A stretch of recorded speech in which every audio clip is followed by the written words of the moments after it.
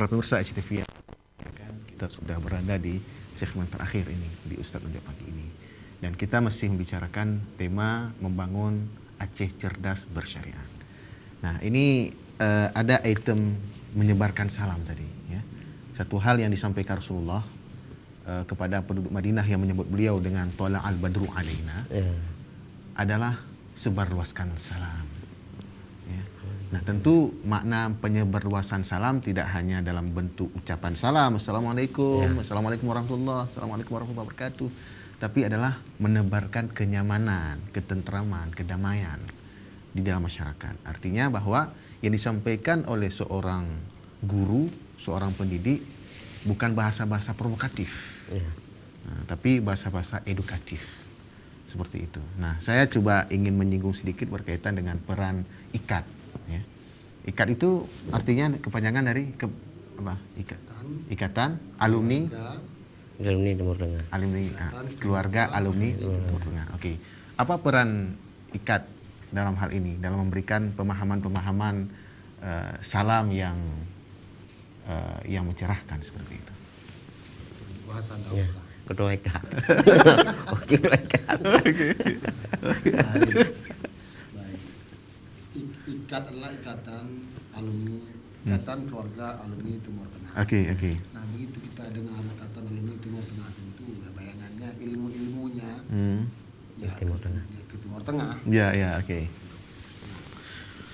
Dalam kaitannya dengan penyebaran salam.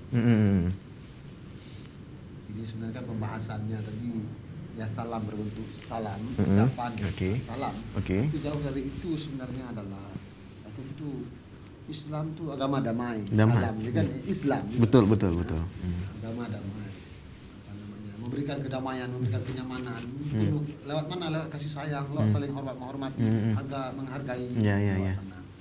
Nah, dalam hal ini peran IKAT tentunya harus yang terdepan dalam melakukan hal ini. Betul. Sepatutnya. Bahkan wajib. Wajib bagi anggota-anggota IKAT, bagi mereka dan siapa saja yang pernah bersekolah, mengambil pendidikan di sana, di Timur Tengah, wajib berada di barisan depan dalam menebarkan salam tadi, menebarkan kenyamanan, kedamaian, kebersamaan. Betul. Juga dalam ini termasuk apa sajalah. Ini juga, maaf ya sebentar. Ini dipahami IKAT selama ini adalah keluarga Mesir saja, bukan demikian. IKAT kita masukkan adalah semua pelajar-pelajar yang belajar di Timur Tengah. Nah, siapa-siapa orangnya juga bukan berarti karena ijazah kita dari Timur Tengah. Tidak demikian. Ini hanyalah sebuah sarana, wasilah bukan gaya, bukan tujuan. Tujuannya adalah ingin kita jadi yang baik. Makanya siapa saja kawan-kawan yang bukan pun dari sana yang bergabung di situ silakan saja. Kita sangat terbuka. Sangat terbuka. Kita bersalah. Ini bukan tujuan, tidak bukan tujuan. Nah, dalam hal ini patutnya orang-orang IKAT itu harus berada pada barisan terdepan dalam menebarkan kenyamanan, kedamaian tadi. Adapun ada satu sana sini yang tadi.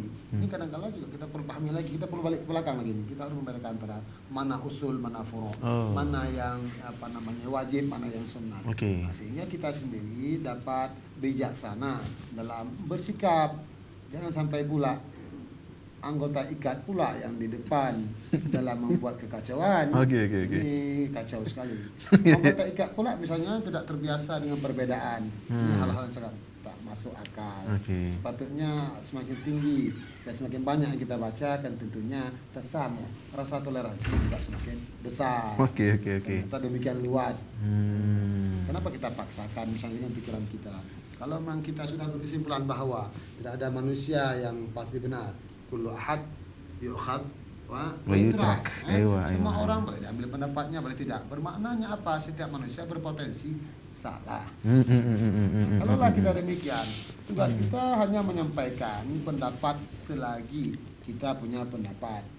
Kalau kita tidak nyaman, silakan sampaikan pendapat. Tapi ketahuilah, apapun yang kita pikirkan itu kadang-kala tidak absolut, tidak tidak pasti benar dan orang lain salah. Disinilah kita kadang-kala terlalu memposisikan diri pada posisi yang sudah mutlak benar. Padahal yang mutlak benar hanya Allah Ta'ala, dan ada sesuatu yang dibina di atas dalil yang qat'i dan beberapa dalalah pemahaman-pemahaman yang qat'i. Selain itu kan kita boleh bertoleransi. Nattafiq فيما اتفقنا عليه. ويعذر بعضنا بعضا فيما اختلفنا فيه. Okey. نتعاون فيما اتفقنا عليه. Okey. ويعذر بعضنا بعضا فيما اختلفنا فيه. Mari kita bekerja sama pada hal-hal yang kita sudah sependapat, sepakat, dan kita saling maafkan pada masalah-masalah yang kita di situ berselisih.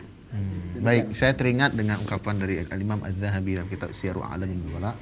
Beliau mengomentari kepakaran Imam Al-Ghazali. Kata beliau, Al-Ghazali imamun kabir wa laysa min syartil alim annahu la yukhti. Jadi Imam Laysa min syartil alim annahu la yukhti. Ya, Masya Allah.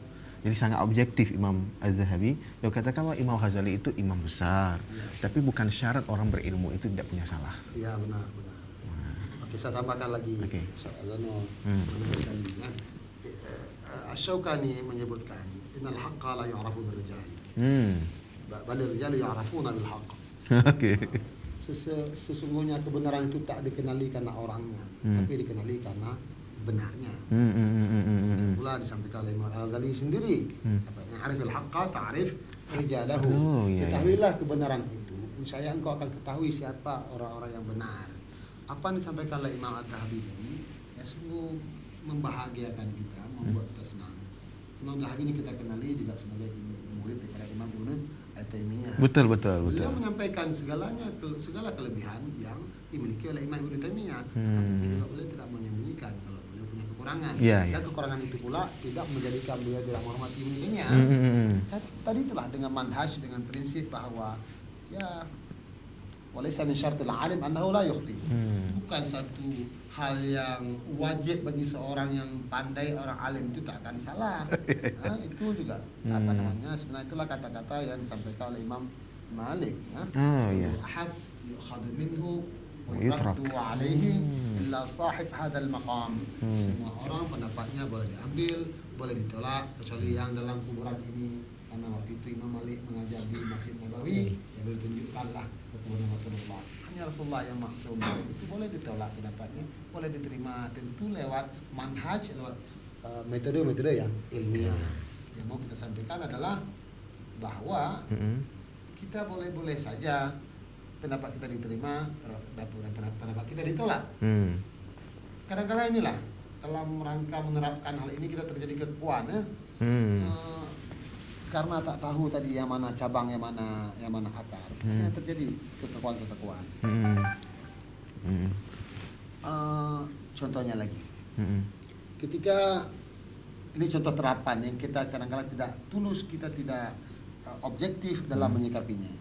Ketika terjadi satu kesalahan yang dibuat oleh seseorang kepada sesosok, kepada satu individu yang pada level tertentu, ini ribut dan terjadi huru-hara. Dunia kelam kabut gara-gara ini. Tetapi dunia kelam kabut ini tidak pernah bergerak ketika sesosok ini melakukan hal tertentu yang tak patut ke sosok yang lebih tinggi dari itu. Ini kan terjadi kekakuan, terjadi kekacauan, tak tahu mana akar, tak tahu mana cabang, tak tahu mana usul, tak tahu mana furu'.